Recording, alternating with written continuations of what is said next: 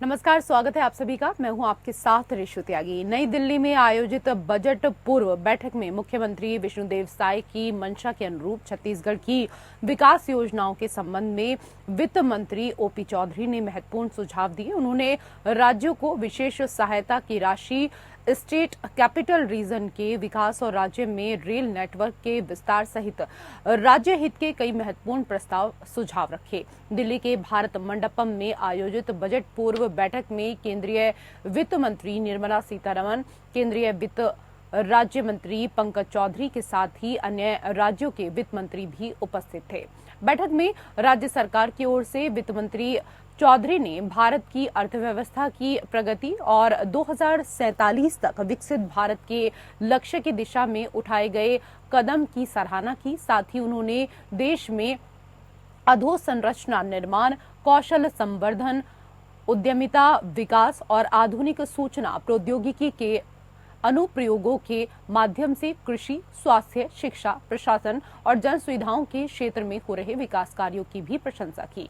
उन्होंने स्पष्ट किया कि 2047 तक विकसित भारत की तर्ज पर छत्तीसगढ़ को विकसित छत्तीसगढ़ बनाने के लिए छत्तीसगढ़ की सरकार vision document Amritkaal Chhattisgarh vision at 2047 1 नवंबर को प्रस्तुत करने जा रही है।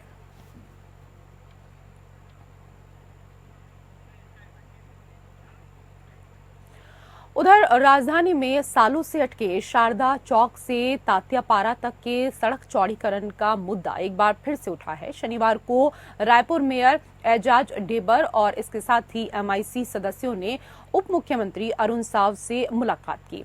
मुलाकात कर सड़क चौड़ीकरण हेतु प्रभावित व्यापारियों को मुआवजा देने की स्वीकृति का अनुरोध किया। 137 करोड़ रुपए की राशि जो लोक निर्माण विभाग के पास उपलब्ध है, उस मुआवजा राशि को तत्काल रायपुर नगर निगम को उपलब्ध करवाने का अनुरोध किया गया।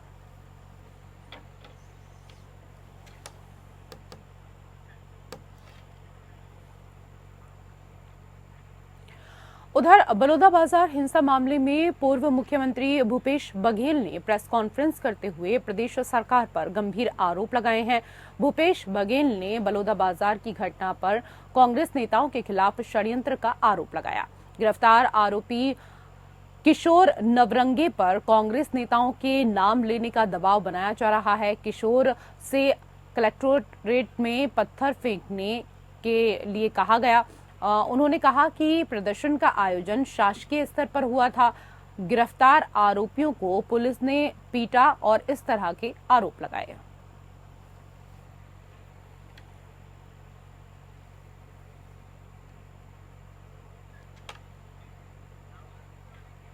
खबरों में आगे बढ़ेंगे। राजनांदगांव जिले के असुंदरा स्थित कबीर आश्रम में संत कबीर साहिब के प्रकाटीय उत्सव के अवसर पर संत समागम का आयोजन किया गया। इस आयोजन में राजनांदगांव विधायक और छत्तीसगढ़ विधानसभा के अध्यक्ष रमन सिंह ने भी शिरकत की।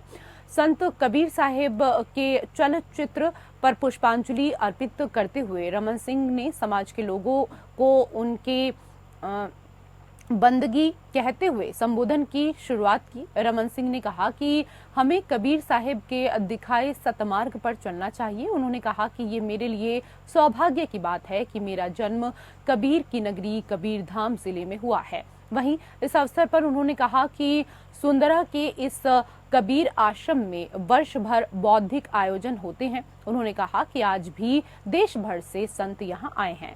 इस देश और दुनिया को कबीर के मार्ग पर चलना पड़ेगा। यही सद्भाव और प्रेम का मार्ग है। आपसी द्वेष को भूलने का भाव है।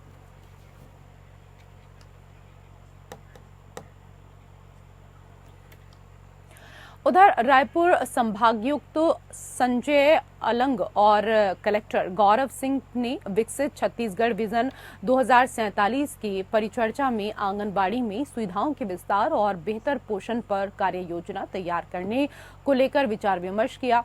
इसके लिए कलेक्ट्रेट स्थित रेड क्रॉस सभा कक्ष में बैठक हुई।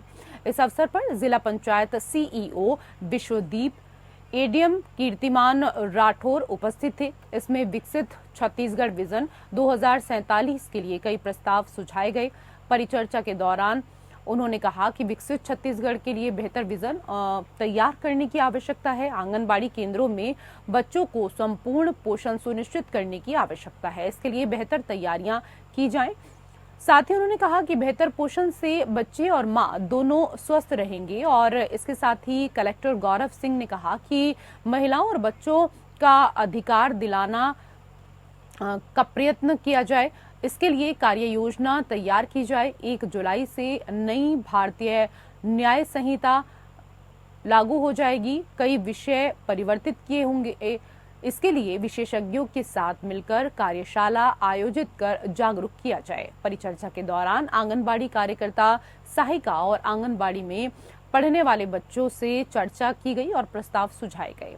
बच्चों के पोषण और आंगनबाड़ी की सुविधाओं के विस्तार के लिए चर्चा की गई। साथ ही गर्भवती महिलाओं के लिए बेहतर पोषण के लिए चर्चा की गई।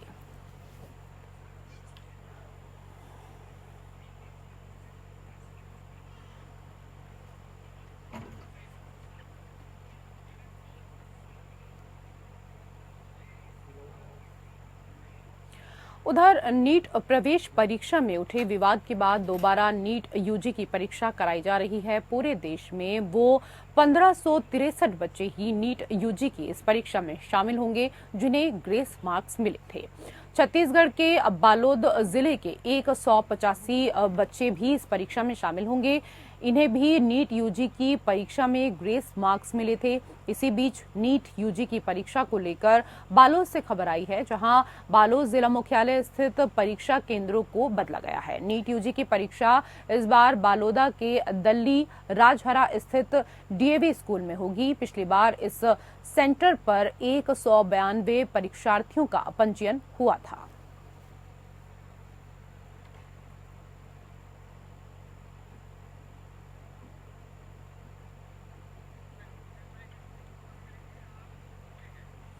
और उधर बालोद सहित छत्तीसगढ़ के अन्य जिलों के जीवनदायिनी तांदुला जलाशय, जो कि जिले के पर्यटन स्थल के रूप में भी जाना जाता है, इस बांध की खूबसूरती को देखने दूर दूर से लोग यहां पर पहुंचते हैं और मुफ्त में प्रकृति के सुंदर नजारों का लुत्फ उठाकर लौट जाते हैं। जलाशय का ये खूबसूरत क्षेत्र जलाशय के कैचमेंट एरिया और इसके साथ ही वेटलैंड एरिया होने के चलते इस पर कई वर्षों तक निर्माण कार्य नहीं किया जा सका। लेकिन पिछली सरकार में राष्ट्रीय हरित न्यायाधिकरण के नियमों को ही दरकिनार कर दिया गया और इस बांध के तट को निजी कंपनी को किराए पर दे दिया गया, जिसके बाद यहां एरिया में धड़ल्ले से निर्माण कार्य किए जा रहे हैं, जिससे न केवल पर्यावरण बल्कि अब बांध के अस्तित्व पर भी खतरा मंडराने लगा है।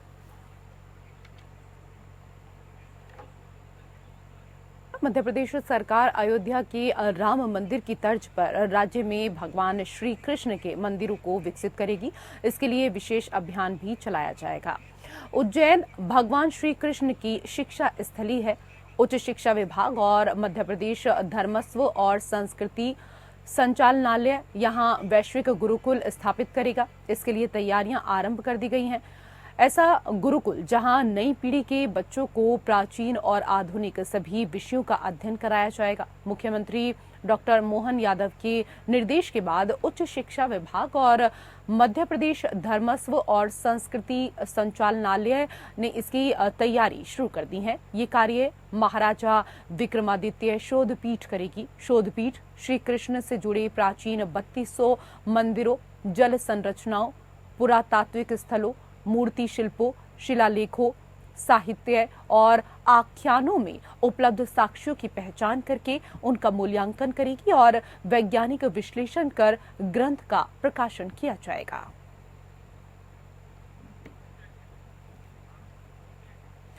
इंदौर में बीजेपी नेता मोनू कल्याणी की गोली मारकर हत्या कर दी गई है। मोनू मंत्री कैलाश विजयवर्गीय के बेहद करीबी थे। मोनू की हत्या के बाद विजयवर्गीय के बेटे और पूर्व विधायक आकाश अपने समर्थकों के साथ उनके घर पहुंचे।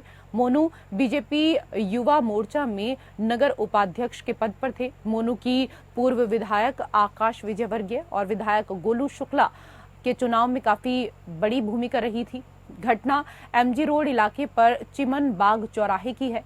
शनिवार और रविवार की दरमियानी रात करीब 3 बजे मोनू की गोली मारकर हत्या कर दी गई। सूचना के बाद पुलिस और बीजेपी के कई नेता मौके पर पहुंचे। पुलिस ने आरोपियों की पहचान कर ली है। इसमें पीयूष और अर्जुन का नाम सामने आया है। इस आधार पर देर रात ही कई जगह दबिश देकर हत्यारों की तलाश की जा रही है। मामला आपसी विवाद का बताया जा रहा है।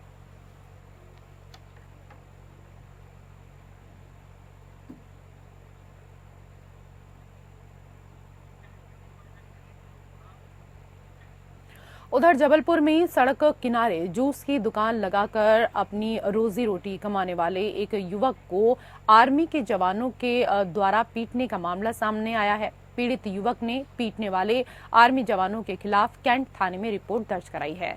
बताया गया कि आनंद नगर आधार ताल में रहने वाला फिरोज कैंट थाना अंतर्गत चौक के पास फ्रूट जूस की दुकान सड़क किनारे लगाता है। शनिवार को आर्मी के जवान आए और उससे दुकान हटाने के लिए कहा गया।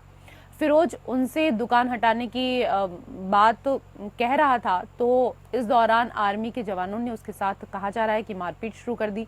पीड़ित फिरोज खान ने बताया कि आर्मी के जवानों ने उसके साथ निर्दयतापूर्वक मारपीट की है। मारपीट के बाद आर्मी के जवान मौके से चले गए। पीड़ित ने आर्मी जवानों के खिलाफ स्थानीय कैंट थाने में रिपोर्ट दर्ज की है। थाना प्रभारी राजकुमार ने पीड़ित की शिकायत पर मामला पंजीबद्ध कर लिया है और मामले की जांच शुरू कर दी है।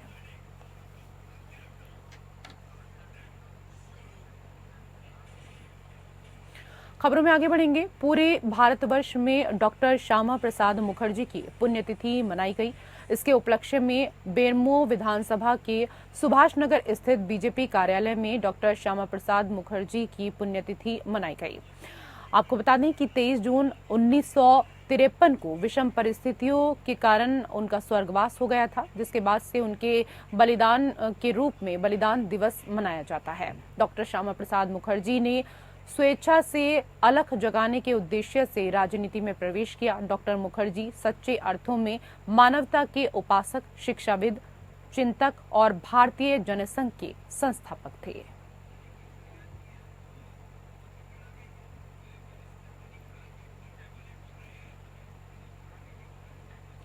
मादक पदार्थों पर रोक के लिए पूर्ण रूप से संकल्पित झारखंड सरकार की ओर से जिंदगी को हां, नशे को ना के नाम से एक सप्ताह तक चलने वाले कार्यक्रम के तहत धनबाद नगर निगम ने रविवार को जागरूक रैली निकाली, जिसमें सैकड़ों की संख्या में नगर निगम के कर्मियों ने शिरकत की है और लोगों को नशे से दूर रहने की अपील भी की। वहीं मीडिया से बात करते हुए सहायक नगर आयुक्त संतोषी मुर्मू ने कहा कि धनबाद नगर निगम ने नशे के खिलाफ व्यापक स्तर पर जागरूकता अभियान चलाया जा रहा है। इसी क्रम में ये जागरूकता रैली निकाली गई है, जिसमें सैकड़ों की संख्या में निगम के महिला पुरुष कर्मचारी शामिल हो रहे हैं। तमाम पदाधिकारी भी शामिल हो रहे हैं और पूरे शहर में भ्रमण कर लोगों को नशे से दूर रहने की अपील की जा रही है।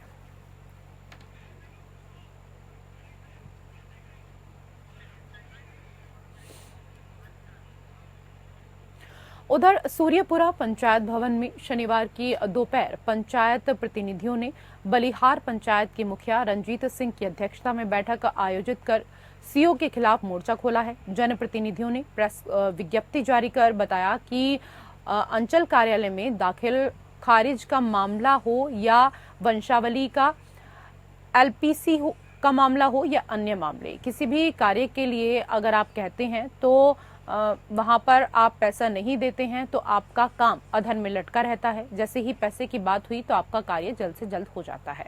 इस संबंध में मुखिया संघ ने बीते शुक्रवार को जिलाधिकारी को पत्र सौंपकर सीओ पर कार्रवाई की मांग की है। वहीं बलिहार मुखिया ने रंजीत सिंह ने अंचल अधिकारी पर पैसा लेने का आरोप लगाया और कहा कि पैसा देने पर तुरंत कार्य हो जाता है।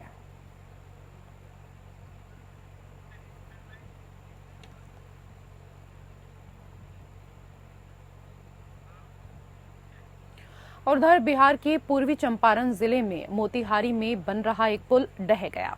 7 दिन के अंदर पुल गिरने की ये तीसरी घटना है। लगभग 1.5 करोड़ रुपए की लागत से बन रहा यह पुल शनिवार की रात को गिर गया। वहीं अधिकारियों का कहना है कि कुछ असामाजिक तत्वों ने पुल को नुकसान पहुंचाया है, जबकि स्थानीय लोगों का आरोप है कि निर्माण कार्य में घटिया सामग्री का इस्तेमाल हुआ था और नियमों का पालन नहीं किया गया। जानकारी के अनुसार घोड़ा सहन प्रखंड में अम्बा से चैनपुर स्टेशन जाने वाली सड़क पर यह पुल बन रहा था। प्रधानमंत्री ग्राम सड़क योजना के तहत बन रहे इस पुल की लंबाई 18 मीटर थी। शनिवार को ही पुल के ऊपरी हिस्से की ढलाई की गई थी। कहा जा रहा है कि देर रात कुछ अज्ञात लोगों ने पुल के सेटरिंग को तोड़ दिया, जिसके कारण हिस्सा गिर गया।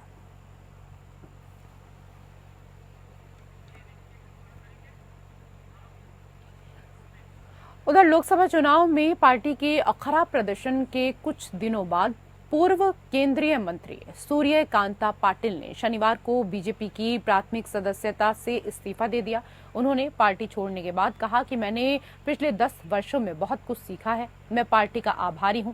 सीट बंटवारे के दौरान हिंगोली सीट एकनाथ शिंदे के नेतृत्व वाली शिवसेना के लिए छोड़ दी गई थी। सूर्यकांता पाटिल 2014 में कांग्रेस छोड़कर बीजेपी में शामिल हुई थी। उन्हें हदगांव विधानसभा का संयोजक नियुक्त किया गया था। उन्होंने बीजेपी के सामने हदगांव सीट से विधानसभा चुनाव लड़ने की इच्छा जताई थी, लेकिन उन्हें कोई मौका नहीं मिला। इसके अलावा वो पूर्व मुख्यमंत्री अशोक चौहान और डॉक्टर अजीत को राज्यसभा में शामिल किए जाने से नाखुश थी। उन्होंने दिल्ली में चल रहे किसान आंदोलन अशोक चौहान की बीजेपी में एंट्री को लेकर अपनी तीखी राय रखी थी और बीजेपी की जमकर क्लास भी लगाई थी।